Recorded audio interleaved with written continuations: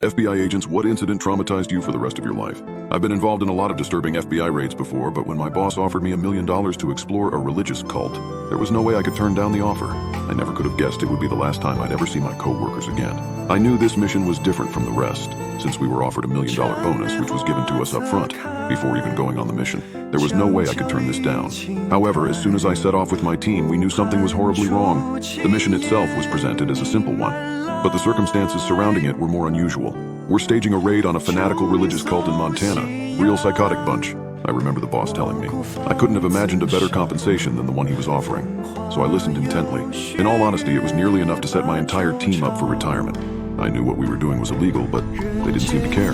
Working as an FBI agent makes you untouchable to the average person. You're considered a high-ranking person, but there's people with a lot more power than us, the bosses of the FBI. They don't care if the mission is illegal, if it goes against all morals. If it completes the objective, then do whatever is needed. I never could have guessed how much worse this mission would actually be. I know it's not important for the job, but what's the purpose of this raid? These guys growing pot or something? I asked. The question came out snarkier than I'd intended it to. Our boss just grinned. I guess he had a sense of humor. Well, he began, I doubt you'll be telling anybody, so I suppose you might as well know. He seemed confident in that assumption. Maybe a little too much so. These people stumbled upon something that they shouldn't have, he continued, and then they tried to hide it. Better not be something that's moments away from exploding, I said. The boss laughed this time. It's not so simple. What do you know about the existence of extraterrestrial life? I raised my eyebrow. What the hell was he about to tell me? You're asking me if I believe in aliens, I responded. I took a second to consider it. Sure, why not? He went on to explain the real objective. It sounded absurd, but I could tell there was some deep truth in what he was saying. He lacked any emotion on his face. Apparently, a UFO had crashed on a farm in southeastern Montana a few days prior. As luck would have it, this farm belonged to the Church of Blissful Ascension, the cult in question. Shortly after it landed, some cult members stumbled upon it, subsequently being ordered to drag it into the leader's farmhouse, which was quite literally a mansion. The most interesting part about this was the UFO itself. It was allegedly about 12 feet wide, 3 feet in diameter, and shaped like a pill. Before it landed, it had been moving erratically, seemingly teleporting short distances every few seconds or so. After it landed, some kind of dark green fluid began leaking out of it. Now for the actual mission. We simply had to go in and assist a team of CIA and FBI agents in wiping out every single member. No survivors, no witnesses, no exceptions. What the FBI bosses planned to do with the UFO afterwards was none of our business. Not that I really wanted to know. When they told us no witnesses, I should have realized they meant literally. We didn't have much time to prepare for the raid, but it didn't sound like we needed it. We were dealing with amateurs, most likely just trigger-happy rednecks who couldn't strategize or aim for shit. I suppose raid wasn't the most apt way to describe the job. It seemed more like a slaughter than anything else. My team of 6 met up with the military team at a small underground complex used by the FBI for clandestine operations located about 30 minutes away from the farm. There, we geared up, went over tactics, and were told to repeat the objective at hand. No witnesses, no survivors. After all that was said and done, we piled into a SWAT truck and drove off. We suited up in black tactical gear provided by our bosses themselves. This part was a bit odd to me. We had our own gear, stuff we'd been using for the longest time. Both sets were nearly identical, but the agent still insisted that we use theirs. The atmosphere in the truck was also disconcerting. Maybe it was just in my head, but everybody seemed so stiff. The agents clutched their rifles with iron grips while staring blankly ahead. My team tried talking amongst ourselves, but every word just felt awkward. I just chalked it up to nerves, which didn't make any sense because I'd never felt nerves like that before. I think they knew something I didn't. After what felt like hours, we finally arrived, stopping some odd yards away from the farmhouse in order to remain undetected. We piled out, got into formation, and began. I was assigned the furthest flank position, so I stayed back as everybody else moved ahead. The closest people in front of me were one of my guys and an agent. It didn't take long for the strangeness to amplify. I noticed that the agent was gradually moving slower and slower. Eventually, I caught up to him. Well, it was more like I was forced to catch up. If I'd been moving any slower, I would have stopped. This agent had ruined the entire formation without anybody at the front noticing. What the hell are you doing? I asked as I walked up beside him. Without answering my question, he handed me a small scrap of paper. I took a quick glance at it, seeing an address and a date time written down on it. Meet me. Don't be late, he said. No inflection at all in his voice. Do whatever you can to stay alive. As soon as he finished saying this, he sped up, reclaiming his original position. Obviously, that interaction was a cause for concern. I had to start wondering just what the hell my coworkers and I had just gotten into.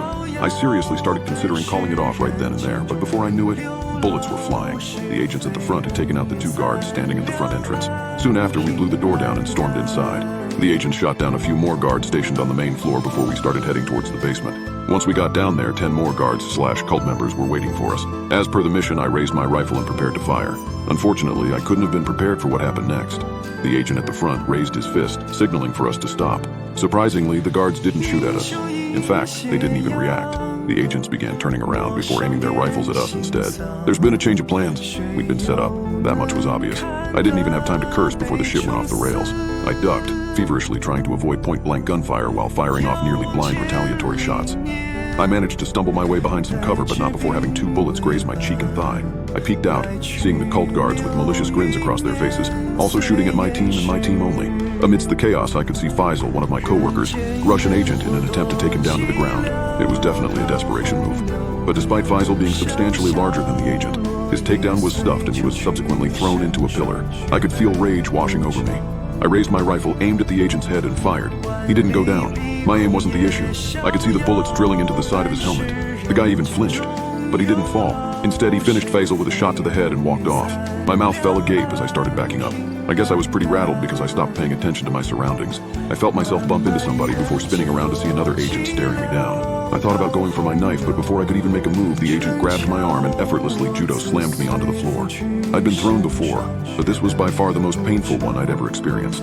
It felt like I was being tossed by a gorilla, not by a man with a similar build to me. His strength was ridiculous. Once on the ground, he mounted me before raising a fist. I knew with every fiber of my being that a single punch would pulverize my entire skull. As I started preparing my soul for the afterlife, the agent hesitated. "Play dead," he whispered, his voice a familiar one. He slammed his fist down inches away from my head and cracked the floor next to me before flipping me face down. "Don't move, no matter what happens," he whispered again. The pressure blanketing my body soon disappeared. The agent was getting up. I know what he said, but I didn't want to listen. I wanted to help my team. I got them into this mess, so I was obligated to get them out. But I didn't move. I knew it was useless. The basement had gotten quiet. No more sounds of struggle. My team was dead, and it was entirely my fault. Moments later, somebody began talking, snapping me out of my self-pity session. "Geez, job well done, huh?" It didn't sound like one of the agents, so I assumed the voice belonged to a cult member. What the hell is going on, I thought to myself. Were they working together? Now about the payment. His question was interrupted by gunfire. A brief bout of additional chaos followed as more bodies dropped to the floor. I counted about 10 in total. I guess they weren't working together after all. "All right, let's make this quick," one of the agents said. I had to wonder what he was talking about. What more did they need to do? I listened to the sounds of scuffling boots as the agents went around doing something. I opened one of my eyes, just a sliver, trying to make out what the hell was going on. I wish I just kept it closed. I was lying right next to Ricardo, one of my team members. As I stared at his lifeless, bullet-ridden body, I wanted to scream. I forced myself to keep my mouth shut. I continued watching as the agents went around to every single body, both my team and the cult members, and injected some kind of dark green fluid into their veins. Soon enough, they got to me. I held my breath and laid stiff as I felt the needle go into my arm. Thankfully, the guy didn't check my pulse. I was losing my fucking mind at this point. Not just because I was playing dead while some mystery fluid was being mixed into my bloodstream. It was the whole damn situation. If this hadn't been the worst day of my life, then it was certainly a contender. Afterwards, I heard the agents mumbling to each other. I couldn't make out much, but I did hear 12 hours being said quite a lot. 12 hours? 12 hours to what? After about 5 more minutes, the agents finally left. I laid still for some time after that. I wasn't exactly looking forward to seeing what the agents had left behind.